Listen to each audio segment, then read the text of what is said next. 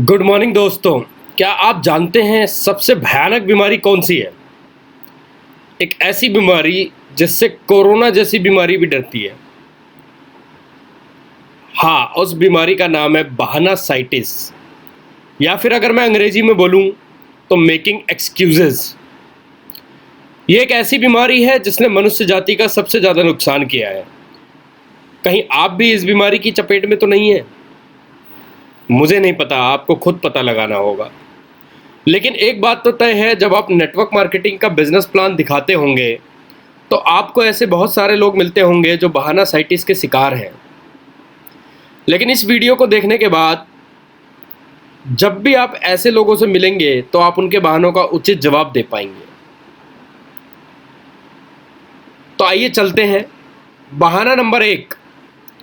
बहुत सारे लोग आपको मिलते होंगे जो बिजनेस प्लान देखने के बाद बोलते होंगे कि मैं सोच कर बताऊंगा।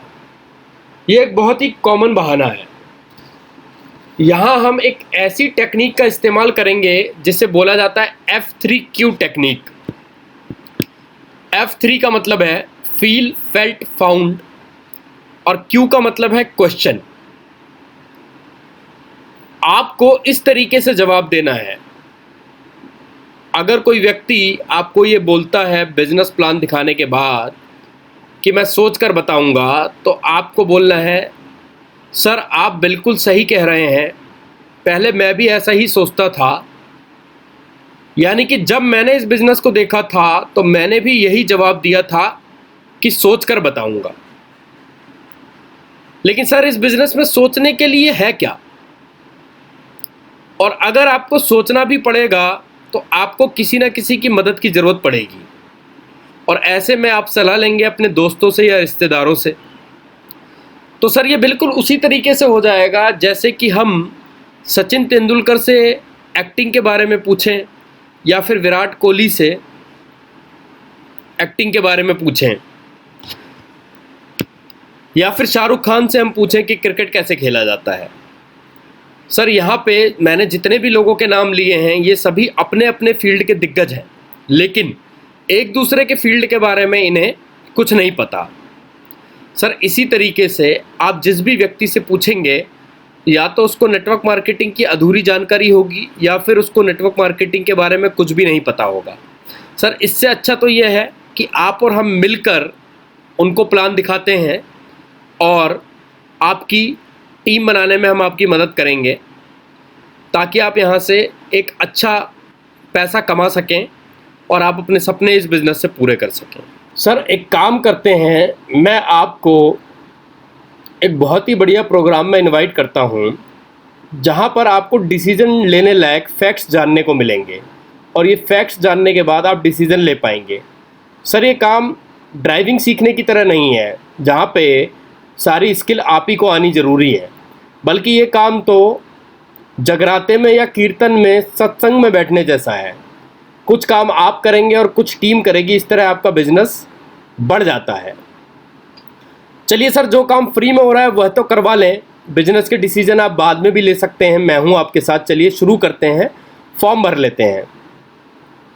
यदि इसके बाद भी आपका प्रोस्पेक्ट बोले कि पति या वाइफ से बात करके बताऊंगा, तो आप उनसे बोलें, सर देखिए हम एक काम करते हैं, हम आपके पति या आपकी वाइफ को इस बिज़नेस के जितने भी फैक्ट्स हैं और जितनी भी चीज़ें हैं वो हम उनको डेमो करके दिखाएंगे, तो वो सही तरीके से डिसीज़न ले पाएंगे।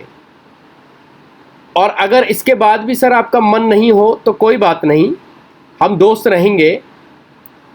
इसके बाद आप अपने प्रॉस्पेक्ट को कोई कैटलॉग या कोई डीवीडी देकर अच्छी तरीके से हाथ मिलाकर या गले लगाकर वहाँ से विदा ले सकते हैं। बहाना नंबर 2, मेरे पास टाइम नहीं है, मैं बहुत ही ज़्यादा बिजी रहता हूँ, इस बिज़नेस के लिए मैं टाइम नहीं निकाल पाऊँगा। फिर से आपको उसी टेक्निक का इस्तेमाल करना है।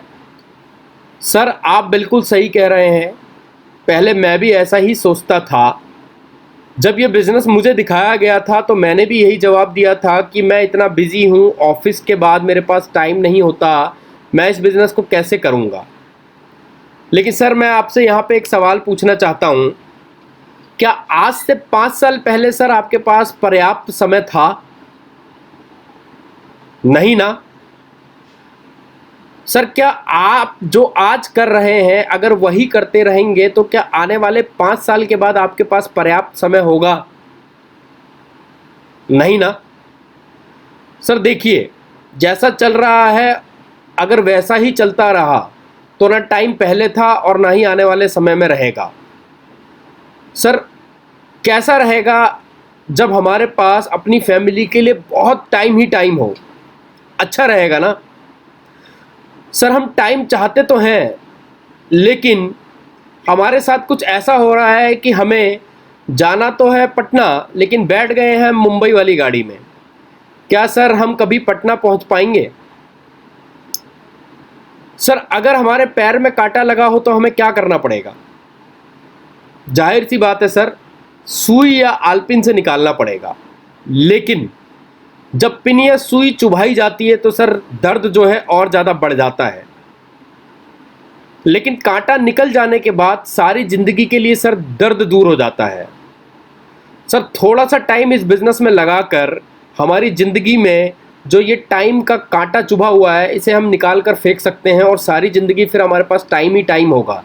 सर जितने भी बड़े बिजनेसमैन हैं वो इसी सिद्धांत पर काम करते हैं और आज टाइम फ्रीडम को एंजॉय कर रहे हैं। सर इस काम में हम आपकी हेल्प करेंगे। हमारी टीम में ऐसे बहुत सारे लोग हैं, हमारे बहुत सारे ऐसे सीनियर हैं जिन्होंने इस बिज़नेस को आज से 5 साल पहले और आज से 10 साल पहले शुरू किया था। आज उनके पास टाइम ही टाइम है। तो चलिए सर, मैं आपके साथ हूँ, शुरू करते हैं। बहाना नंबर 3, आपके प्रोडक्ट्स बहुत ज़्यादा महंगे हैं। सर आप बिल्कुल सही कह रहे हैं, पहले मैं भी ऐसा ही सोचता था। लेकिन सर मैं आपसे एक सवाल पूछता हूँ। मान लीजिए आपके पास 2 बोतल हैं, एक बोतल की कीमत है 100 रुपये और दूसरे बोतल की कीमत है 50 रुपये। पहली बोतल है रूह अफ़ज़ा की और दूसरी बोतल है पेप्सी की। दोनों का ही साइज़ लगभग 1 लीटर है। सर अगर आपके घर पे 50 गेस्ट आए हों और आपको उनको सर्व करना हो तो सर आप एक बार कॉस्ट निकाल के देखिए कि क्या कॉस्ट आएगी। मान लीजिए हम सारे गेस्ट को रूह अफ़ज़ा पिलाते हैं, तो 50 गेस्ट को अगर हमें रूह अफ़ज़ा पिलाना हो तो हमारी एक बोतल से ही काम हो जाएगा, यानी हमारे 100 रुपये खर्च होंगे। लेकिन अगर हमें सारे गेस्ट को पेप्सी पिलानी पड़ जाए तो पेप्सी की 10 बोतलें लग जाएंगी और 50 रुपये के हिसाब से देखा जाए तो 500 रुपये का सर खर्च आ जाएगा। अब सर बताइए क्या महंगा पड़ा? सर इसी तरीके से जो हमारे प्रोडक्ट्स हैं वो कंसंट्रेटेड फॉर्म में हैं, यानी कि हमारे प्रोडक्ट्स बहुत ज़्यादा गाढ़े होते हैं, उन्हें पानी मिला के उन्हें पतला किया जाता है। इस तरीके से अगर आप देखें तो हमारे प्रोडक्ट्स आपको सस्ते पड़ेंगे, बल्कि मार्केट के प्रोडक्ट्स आपको ज़्यादा महंगे पड़ते हैं। आंसर नंबर 2, मैं आपको एक और आंसर बताता हूँ, ये आंसर भी आप अपने प्रोस्पेक्ट को दे सकते हैं। सर मुझे एक बात बताइए, आपके ऑफिस में अगर एक चपरासी है और उसकी सैलरी 5,000 रुपये है तो क्या उसके लिए साइकिल खरीदना महंगा होगा या सस्ता होगा? जाहिर सी बात है सर महंगा होगा। चलिए हम इसको लिख लेते हैं एक पेपर पे कि चपरासी के लिए साइकिल महंगी है। अब मान लीजिए आपके ऑफिस में कोई क्लर्क काम करता है और उसकी सैलरी 50,000 रुपये है, तो सर क्या उस क्लर्क के लिए मोटरसाइकिल महंगी होगी या सस्ती होगी?